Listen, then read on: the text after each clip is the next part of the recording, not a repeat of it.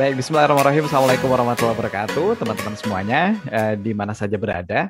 Seperti biasa kita ngobrol bareng di Bincang Inspiratif dengan tokoh-tokoh yang inspiratif tentunya.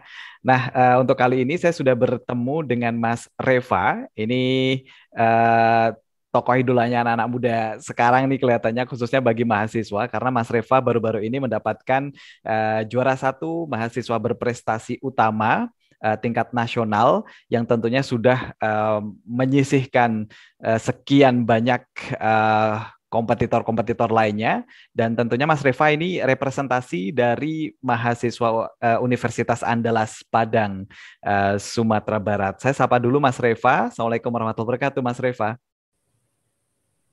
Waalaikumsalam warahmatullahi wabarakatuh, Mas Irwan. Sehat, Mas Reva? Alhamdulillah sehat. Mas Irwan gimana? Alhamdulillah. Sehat, Alhamdulillah. Sehat juga nih. Mas Reva nggak boleh sakit, ini calon dokter kita. Amin. Yang sebentar lagi siap memberikan layanan terbaik ya untuk masyarakat. Mas Reva sekarang semester berapa berarti di Fakultas Kedokteran Andalas? Semester 7, Mas. Semester 7. Oke. Bentar lagi lulus. Terus masih ada tahap-tahap yang cukup panjang ya untuk kemudian menjadi seorang dokter ya, Mas ya. Iya, betul, masih panjang.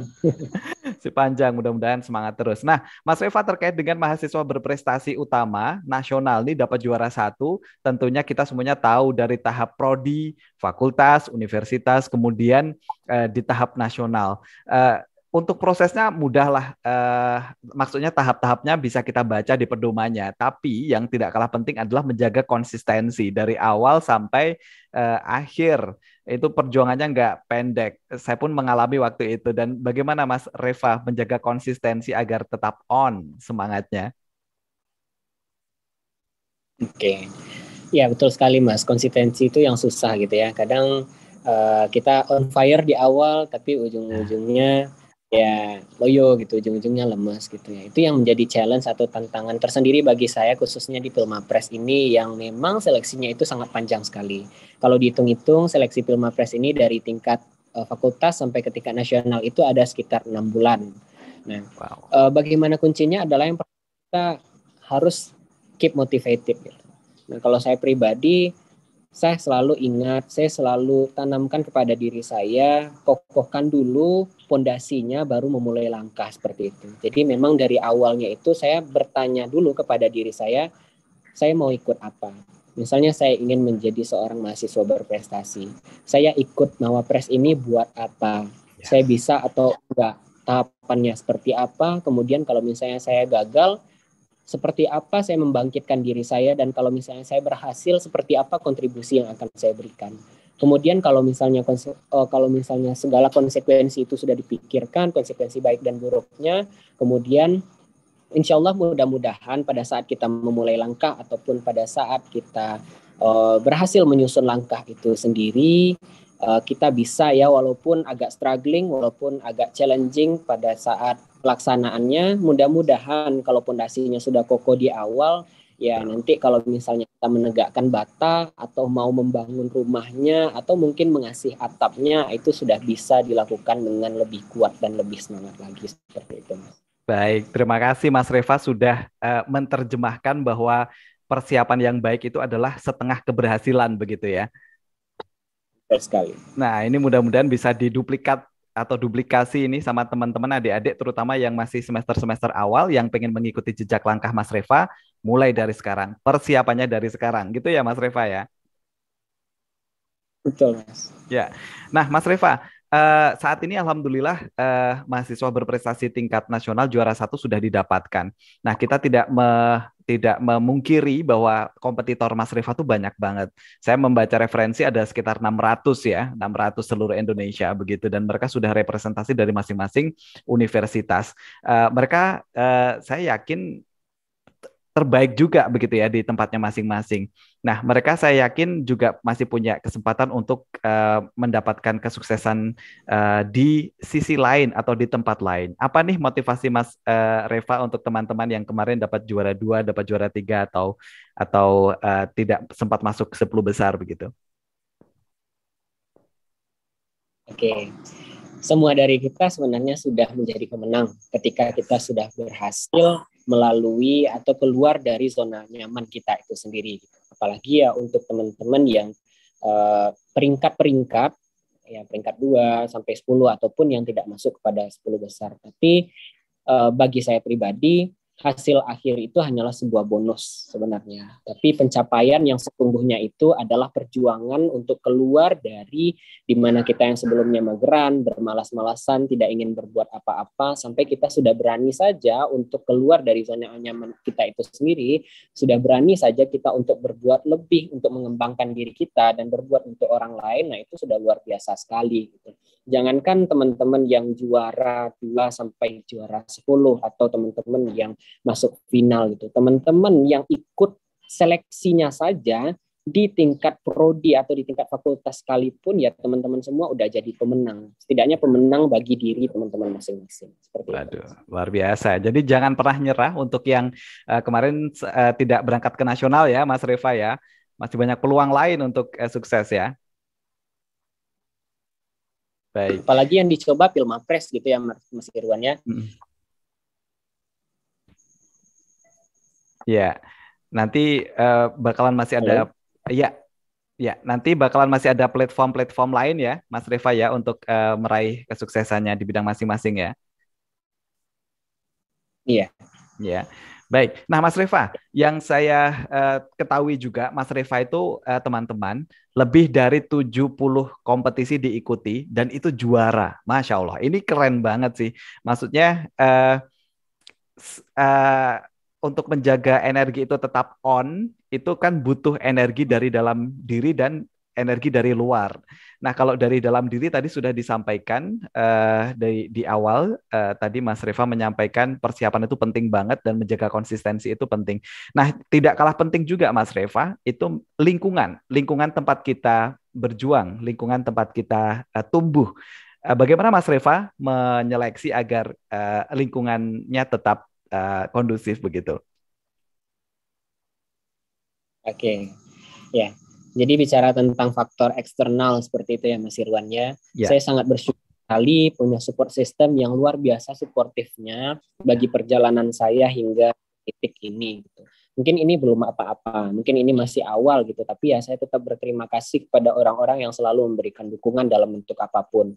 Dari keluarga saya yang terutama kedua orang tua saya, kemudian juga teman-teman dan sahabat di kampus dan di sekolah dulu, kemudian juga yang tak kalah terima kasihnya kepada guru-guru dan dosen-dosen hebat yang sudah membentuk dan menempa saya hingga di titik ini. Ya, kalau bicara tentang bicara tentang bagaimana mereka menempa dan membentuk itu semuanya punya role masing-masing, semuanya punya peranan masing-masing. Kalau orang tua, kalau papa mama itu lebih ke mengingatkan bagaimana supaya kita keep on our point as a human gitu, tetap di kita tetap di target kita, tetap di hakikat kita sebagai seorang manusia gitu, dari keseharian kita, dari ibadah kita. Pokoknya kamu harus selalu berpikir positif, apapun hal yang kamu inginkan, apapun pencapaian kamu, semuanya itu kamu udah lakukan yang terbaik, mama papa percaya itu. Nah, itu yang selalu dikuatkan oleh mama dan papa. Kebetulan saya juga anak tunggal gitu Mas Irwan. Jadi ya yang menguatkan itu ya memang dari mama papa sendiri, karena nggak punya saudara kandung, kakak dan adik nggak punya gitu. Nah, kemudian dari mama papa, kemudian juga keluarga besar. Nah, kemudian yang kedua dari sahabat, teman-teman itu juga sportif sekali, karena memang saya sebenarnya terbuka kepada semua bentuk tongkrongan gitu ya. Saya terbuka. Cuman untuk teman-teman yang memang saya istilahnya yang teman-teman 24/7 itu ya memang saya agak selektif di sana. Jadi saya selalu berusaha untuk menciptakan lingkungan pertemanan saya itu dengan orang-orang yang selalu berpikir positif dan beraksi nyata untuk mimpi-mimpinya. Kemudian kalau untuk guru dan juga dosen-dosen sendiri ya saya sangat berterima kasih kepada guru-guru dan dosen-dosen yang menempa saya dalam segala bentuk gitu ya. Baik dalam bentuk ya dengan cara mereka masing-masing lah, seperti itu Mas Irwan. Kalau untuk spesifiknya ya bisa melalui mengingatkan, ada yang mengajari langsung juga, seperti itu. Baik. Beda-beda cara. Iya, sampai terwujudlah 70 capaian dan itu penghargaan, kejuaraan dicapai semua baik di tingkat nasional dan internasional begitu. Dan ternyata Mas Reva ini teman-teman semuanya meskipun dari eksakta ya, tepatnya dari kedokteran, tetapi darah seninya tinggi banget loh. Saya lihat Mas Reva nyanyi di YouTube, kemudian sempat untuk ranah humaniora, Mas Reva juga sempat mendapatkan penghargaan internasional karena ini ya terkait dengan bahasa ya, Mas Reva ya. Ya, betul, Itu Mas. di mana sedikit cerita? Di Nigeria ya kalau nggak salah ya, atau gimana? Oh, kalau yang di Nigeria itu riset sebenarnya. Oh riset ya. Nah, kalau yang lebih ke humaniora itu di tingkat nasional, Mas Irwan. Tepatnya lomba bercerita Minangkabau dalam bahasa Inggris yang mengadakan itu Dinas Kebudayaan Provinsi Sumatera Barat, tapi lombanya skala nasional. Baik. Saya berhasil menjadi pemenang pertama, menjadi juara 1. Mantap. Ya biasanya anak-anak eksakta yang kemudian dibalut sisi humaniora yang bagus tuh tingkat keorganisasiannya juga bagus banget. Dan kita tahu Mas Rifah juga banyak sekali ikut organisasi. Satu tips Mas untuk teman-teman agar bisa menjaga tetap seimbang organisasi. Oke, fisik tetap sehat, dalam tetap sehat, apa namanya auranya tuh bakalan keren terus gitu loh. Apa tipsnya? Oke. Jadi ini sharing aja gitu ya Mas Ya. Irwan, apa yang saya lalui gitu. Jadi supaya semuanya itu seimbang, saya selalu menerapkan skala prioritas. Ya. Saya percaya teori skala prioritas itu. Jadi kita realistis aja. Kita semua itu punya waktu yang sama kok di dunia ini. Kita punya 24 jam sehari, 7 jam dalam 7 hari dalam seminggu seperti itu. Nah, tinggal bagaimana kita memaksimalkan 24/7 itu, apakah kita mau beraksi, apakah kita mau bermalas-malasan saja. Nah, semuanya itu dimulai dari upaya mengenali diri kita sendiri terlebih dahulu.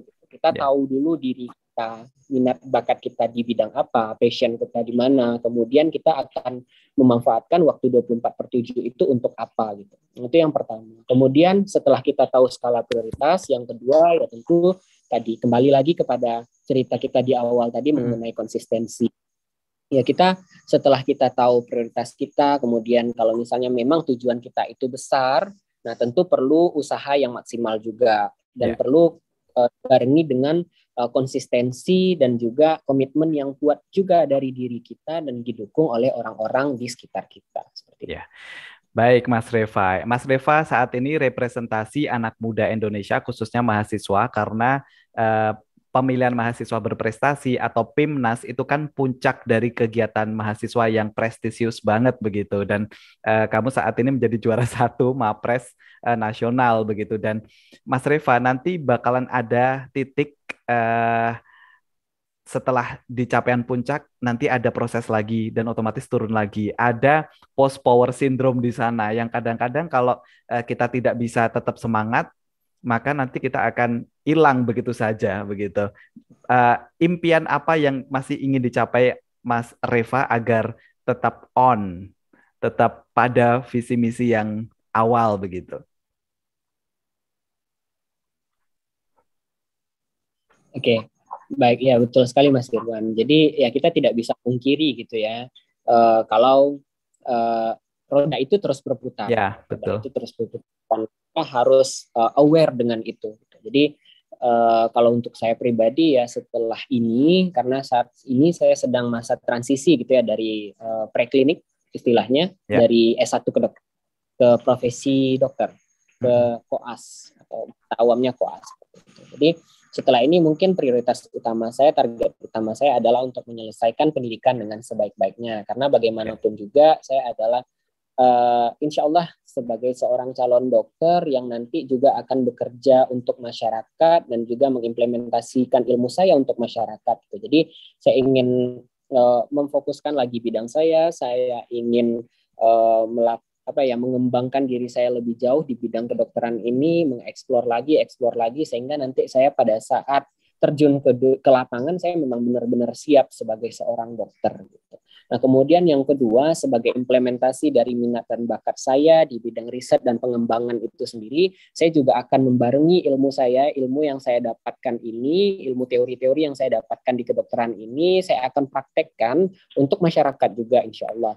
Jadi, saya ingin membuat sebuah gebrakan gitu ya, gebrakan riset di bidang pengembangan obat berbahan herbal tradisional yang memanfaatkan sumber daya lokal dari masing-masing daerah itu sendiri. Waduh, Kenapa luar saya biasa. ingin ini? Karena saya terinspirasi dari